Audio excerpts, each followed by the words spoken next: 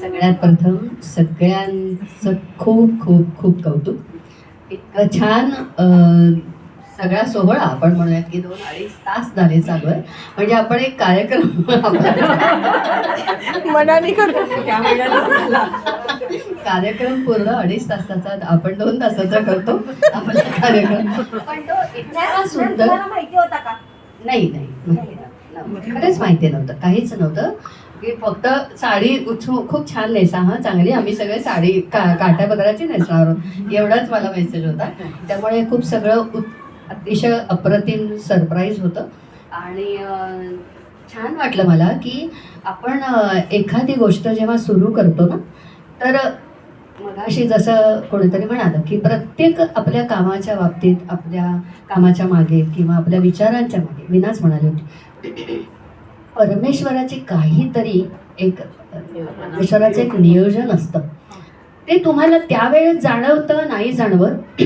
कदाचित काही काळ गेला आणि मग समोर एक एक गोष्ट आली की मग तुम्हाला लक्षात येतं की अरे हो बरं का, हे काहीतरी, हे मला तेव्हा का सुचलं, का बरं परमेश्वर आहे, तर ते तुमच्याकडनं तो करवून घेत असतो.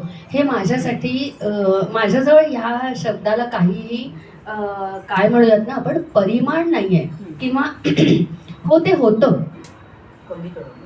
एवढाच एक शब्द आहे माझ्याजवळ की मला त्या वेळेला तो काहीतरी सुचवतो आणि तुम्ही ते पुढे, तुमच्या मार्फत ते पुढे जातं खरं म्हणजे.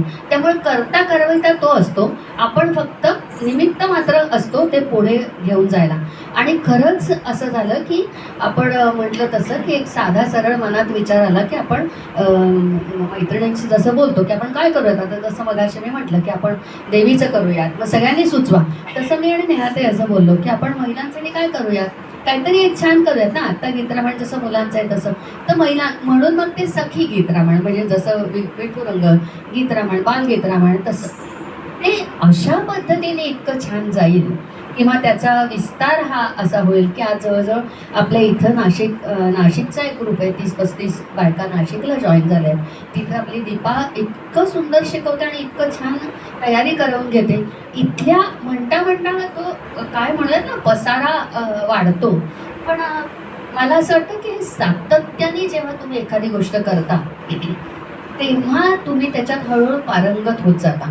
म्हणजे आपल्या महिलांच्या भाषेत एक साधं छोटंसं उदाहरण म्हणजे, तुम्ही जेव्हा एखादा पदार्थ करता, तो आज केला, उद्या केला, परवा केला, त्याच्यात रोज तुम्हाला समजत जातं की अरे हे असं नाही बरं का, हे असं केलं तर अजून चांगलं होईल, किंवा हे असं केलं की अजून चांगलं होईल. जसं गाण्याचं आहे की रियाज करतो आपण, तो रियाज तुम्ही रेग्युलर ठेवला तर तुम्हाला प्रत्येक वेळेस नवीन जागा त्या रागातली, त्या गाण्यातली दिसत असते आणि रागात दिसण्यापेक्षा ती सापडते आणि मग ती आपण अंगीकारण्याचा प्रयत्न करतो. तसं ह्या सखी गीतरामायणाचं असं झालं की कल्पनाच नव्हती की हे असं काही पुढे जाईल आणि इतक्या छान पद्धतीने हे लोकांच्या पर्यंत पोचेल आणि म्हणता ते अयोध्येपर्यंत पोचेल.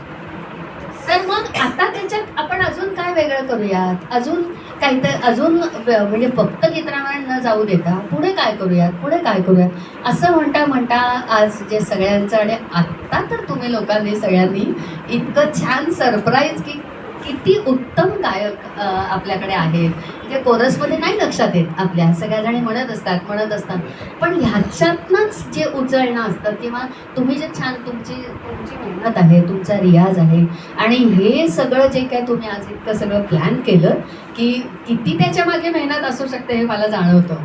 हे सगळं तुम्ही एकमेकींशी कम्युनिकेट करून, तो ग्रुप तयार करून, त्या याच्या रामाच्या मूर्तीच्या, सरस्वतीच्या मूर्तीच्या पूजनापासूनची जी तयारी आहे ते पूर्ण याच्यापर्यंत नेणं आणि प्रत्येकीने सादरीकरण करणं, आणि हा असा इतका उत्तम सोहळा कदाचित 10 वर्षात पहिल्यांदा मला अनुभव आला.